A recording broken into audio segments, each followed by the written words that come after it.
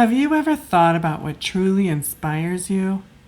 Those activities or experiences that really lift your spirit. You know and have experienced this before.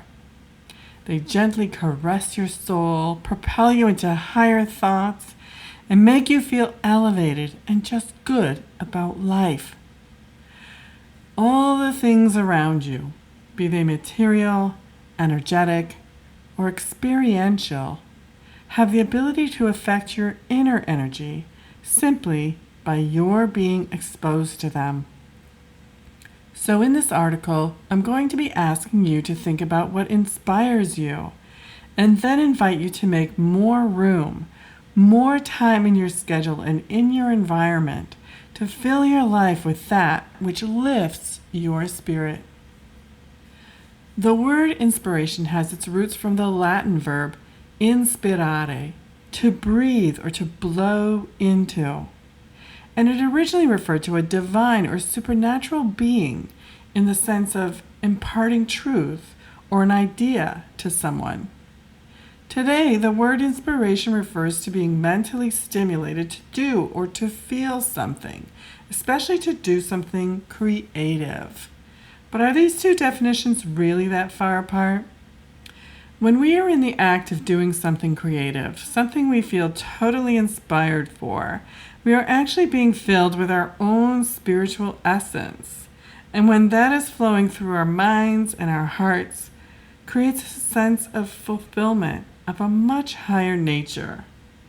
And the more inflow of inspiration you allow to come through you, the more and more divine inspiration you are likely to experience coming forward in your life. In the acts of our highest creativity, we invite spirit into our lives and act through those great blessings that have been bestowed upon us by our own creative forces. But sometimes our lives are so caught up in taking care of the so many demands that make up a modern productive life, it's easy to forget to set out time to fill ourselves with the very inspiration that can keep us moving forward as happy, well-balanced, contributing individuals. Overwhelm, too many obligations, requirements from others that depend on you, all these can often leave us depleted, undernourished, and spiritually empty. The last thing we want to think of is what more to add to the to-do list. However, what I'd like to suggest is that doing what inspires you is exactly the source or the connection to your spirit that will allow you to see the bigger picture of your life and bring you new insights into what changes you can make to smooth out the sometimes necessary demands of your schedule. Your creativity is your connection to Source, and the greatest source of nurturing you could ever receive. By following a few guidelines for scheduling time out for you to do what inspires you, you can gain greater and greater access to your true source of inspiration for all things, big and small, that make up your life. For instance, when was the last time that you engaged in any activity that truly inspired you? Last week? This morning? Or was it a year ago? Keeping stuck on the treadmill of uninspiring activities also keeps your spirit stuck.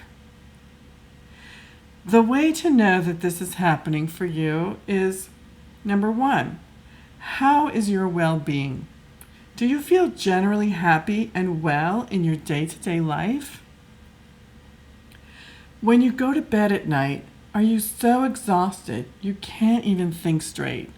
Or are thoughts about your day continuing to plague you throughout the night? When was the last time you did something for yourself, completely guilt-free? Women often adhere to the built-in DNA code that tells them they need to take care of everyone else around them first, that they are the survivors, they will be fine, and taking care of others is their job. Men will be in hot pursuit of their goals, planning, strategizing, limiting the time they give to themselves for themselves.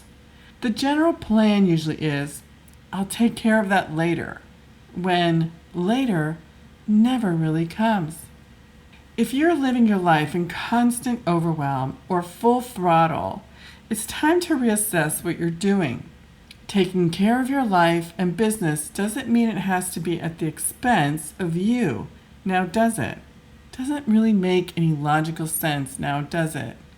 So to begin, schedule some time in for yourself. Without it being actually on your schedule, it's unlikely it will ever get done. You must literally look at your coming week and plan out when you will take at least 2 hours out to do something that really inspires you. 4 hours would really be ideal. Now, when you get there, if all you can think about is collapsing in a big relax in front of the tube for some mindless distraction, just realize that you have been long overdue. Go back to your schedule again and start scheduling more. You are in dire need. It's 911 for you, and time to let go of some activities that no longer serve you. This was not what life had in mind when it put you here on earth. When you do get to the point of scheduling and actually carrying out some time for inspiring activities for yourself, do you have any idea what you'd like to do? Here are a few suggestions and guidelines to think about when planning your time. With the activity that you're planning, are you lifted upward? Setting yourself up for inspiring activities is not adding to your to-do list. It should lift you. It should be completely outside your normal day-to-day and lift your spirit skyward. Number 2, does it trigger creative thinking? This is where your mind gets to wander up into higher thinking, bringing down some new ideas.